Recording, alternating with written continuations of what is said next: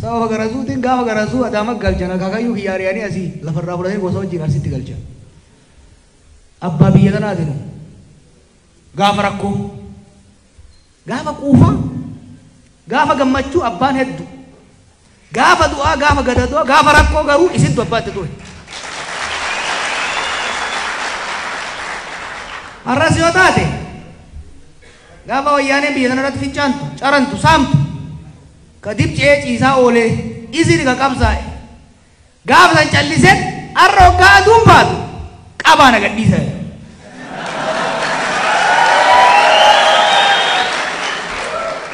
Ka gaafa san baasriin barbaanne dhabne ka hiriira ba'i jennee simbirarraa dhabne har'a dhoohu malee dhabne dhugaa.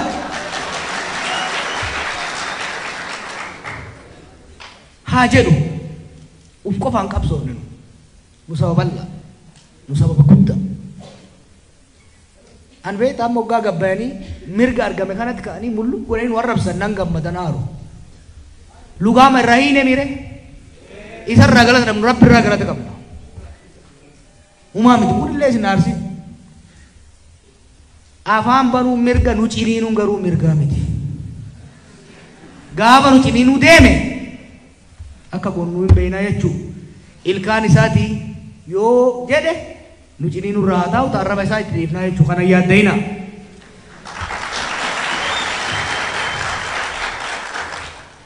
Oromiyaan asiin hanga arsitti tiyya jechuun mirga abbaan fedhaa jiru. Walisoo tiyya jechuun mirga. Naan bura dhedhee gaafa inni harkaa seedhate sun gaafas mala ofii laallataa jechuudha. Isin galawan nan jedhu. Waa dubbateen baay'eetti naarina haa dubbatu gaafa ta'arrabaa san gochaan hojjechuu as deebi gaafas wal dura dhaabban gara dhimmi finfinnee tuni tuttuqqaa isiin jibbina wanni Oromoo goda hundaa gadi yaatu akka finfinneen jirtu jirtu. Kanaafuu finfinnee odoo murtee wayyaanee mammuura maastar pilaaniin ka maastar pilaaniin taankiin jeettiin faranjiin finfinnee nurraa muruu dadhabani feesbuukii fi FM'n murraani ayaa qunam jechuu nun beekan.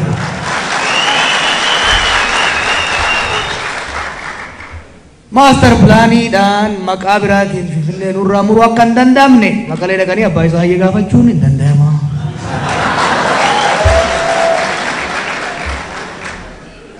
Finfinneen handhuura Oromiyaa magaalaa guddoo Oromiyaati. Dhugaan biraa immoo finfinneen mana jireenyaa iddoo jireenyaa sabaaf sablammootatii fi dhaabbilee addunyaati. Finfinneen mana sabaaf sablammootaa ta'u handhuura Afrikaa ta'u hin waakkannu nu beektaa dhugaan qabsoofna kanaaf mo'anna dhugaa ormaantu Finfinneen mana sabaaf sablammootaati dhugaa tana hin galchinaaf Finfinneen magaalaa guddoo Oromiyaatii fi handhuura Oromiyaa dhugaa tana nuuf haa galchan nageenyi qabu kana lamaaniin.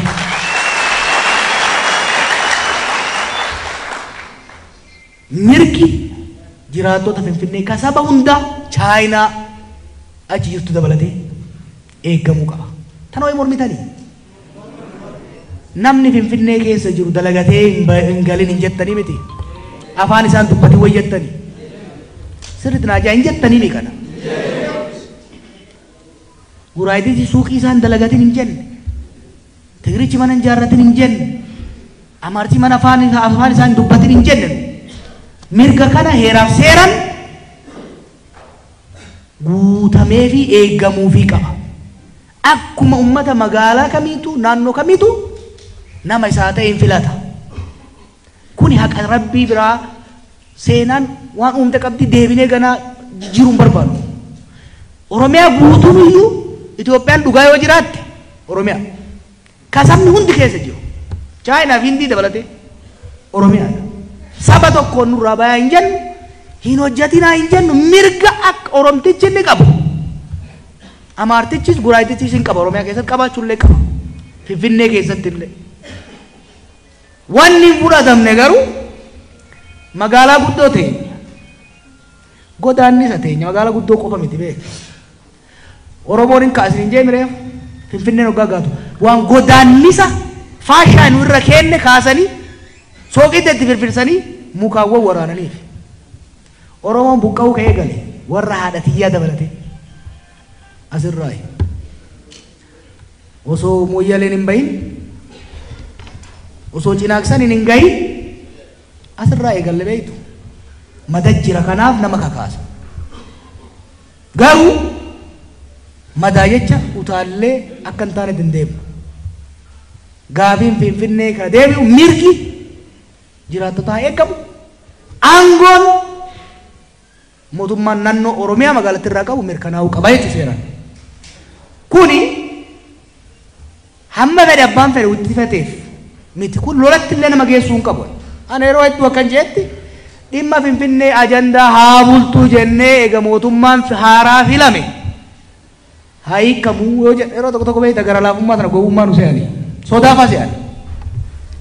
Akkuma gaafa duraa jeetti abbaan fedhe haa dhoo'u malee ka seeraan dhufe seerri gara keenya jira Finfinnee irratti. Ka mariin dhufe mariin dhugaan gara keenya jirti. Ka dubbiin dhufe immoo ofirraa deebifnaa jechuudha. Garuu nama arrabaan sitti deeme shibala gadi hin baasin. Arrabaan deebis birra. Ka seera gad harkisetti kilaashiin fudhati. Seera itti gadi baasi. Abbaa seeraa hayyuu seeraa gaa qabna. Jaarsarraa amma warra yuunivarsiitii beetti. Sanii biyya immoo yoo taan hin dhufe taanillee itti beeka walii soofamman jara koon hin jiru. Kanaaf dhimma Finfinnee irratti ejjannoon jiru tokkuma. Jarri keenya warra mootummaa keessa jiranis hin sossobinaa nama barbaachisu. Sossobuun hin barbaachisu. Dhugaa walii himne walii mari'anne akka uummata Finfinnee keessa jiruufitti illee akka Oromiyaaf ta'ullee akka Itoophiyaa ta'utti illee dubbii Finfinnee furuu barbaachisa.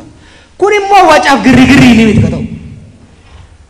Tasgabbahanii taa'anii akka qeerrootitti gaafii dhiyeessu harka mootummaa micciiruu qeerroo irraa barachuu danda'u qaban.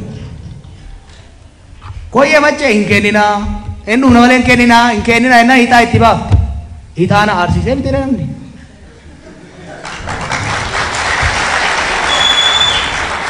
Wal waameen bahe, wal waameen taa'e. Pereeda.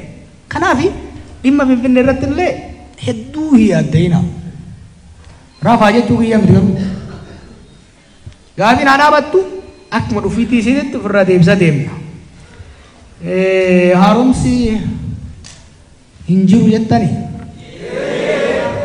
Haaraa'uu dhiisii moofa'uutu deemaa jira dhugaa isinitti.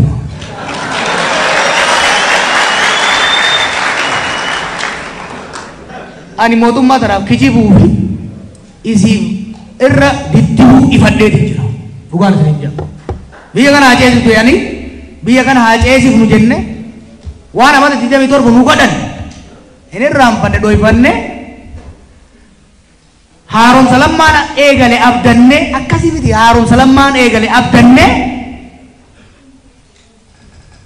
kaayoo qabsoo ummanni keenya itti wareegame amaanaa itti kennine haaromsa gubbaatti lammaan eegale aanaan gadi ba'e otoo jennu waajjirummaan dhaabaa'u tortoree jechuu deebi'e.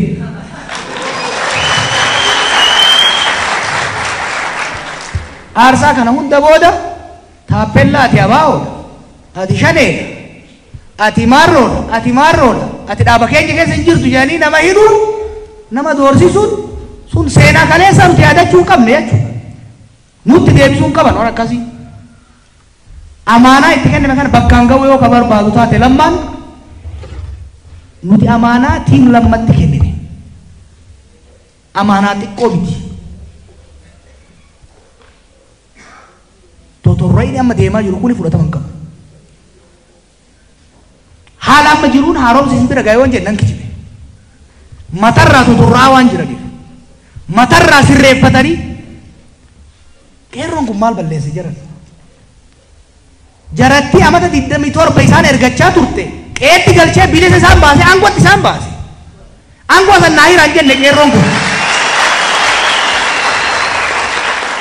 qeerroon kun aangoo tana naa iraan jenne bara namichi kalee maal godhaa ture koodii jijjiirratee yoo ta'u osoo beekutti dhiise miti irraa naa ka'ii naan malti hin jenne garuu kursii sana taa'ee shira yoo qaxatu taate Oromoo yoo qoqqoodu taate laafa jaratti irraa nu hafte ka gurguratu yoo kataatu taate san ol hin dhiifnu jechuudha kana ol hin dhiifnu kanaaf itti qabsoofna kana immoo diinummaan miti diinummaan miti keenyaan hidhee gad dubbachaa hin ture mootummaan tun keenyatti hin beekan maqaa keenyaan achirra jirti dhiiga ijoollee keenyatitu galaana ta'ee ol baase lafee ijoollee keenyatitu mansalaala ta'ee masaraa kiiloo 4 seensise hin cabsu garuu akka isiin raftu immoo itti hin dhiifnu hin dhiifnu garuu akka isiin deebitee totorraatee ajaan lafa balleessitu immoo itti hin dhiifnu kanaaf isinis qabsoo keessan tuufa nummoo itti hin dhiifnu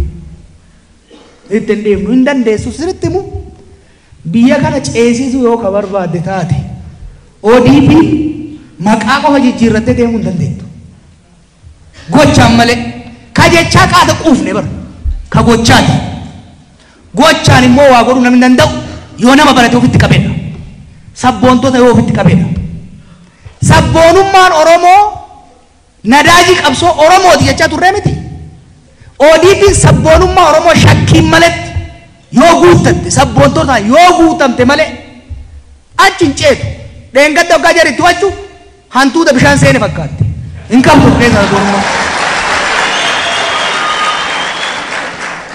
kaadreen isaan walitti qaban ka shanee yee nu rakkisaa ture gaafa jaratti kaatu bakkuma bu'ee dhabne no sabboonummaan jiraachuu danda'uu qaba abbaan fedhe waan fedhe ajoo jijjiiramni kun bakka as ga'e qabsoo ummata kanaatiin qabsoo ummata Oromootiin sabboonummaadhaan qeerroodhaan jijjiiramni kun ce'umsi kun galma ga'uu ka danda'u injiniin xayyaarri Abiy oofu Oromoo cimaa yoo qabaate hoggansi ummata kanatti yoo amanedha ummata kanatti arrabaan qofa osoo hin ta'in onneen of kennee abdatee yoo deemedha kuni ana akka obboleessi tokkottan isaan gorsa yeroo isin jarjartan yeroo isin balleessan nan lola rakkoon hin jiru isaanis yoo kataa'u taate akka amma dura deemamuu fi akka isaan amma ittiin deemaa jiraniin warri asii ari'ame hundi waan garaa isin nyaasirtu amma jarattiin Finfinnee irraa waachutuni Oromootu aangoo hunda fudhateetti Oromoo akka beekta asiin xiqqoo Oromoo suuneen beekta warra isin shimalaan asii ariitantu ol galee booletti ol ga'e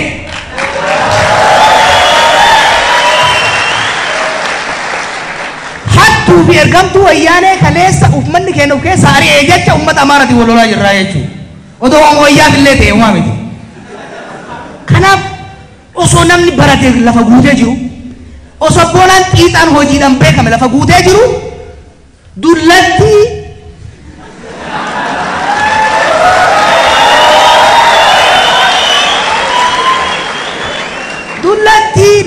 lammaan haaromsaan nurraa gadi harcaase qeerroon manatti gubee biyyaa baasen matarratti gan nuttulu an garaana gubataa jechuutti hin dhiibnu kana nurraa kaasuu qaba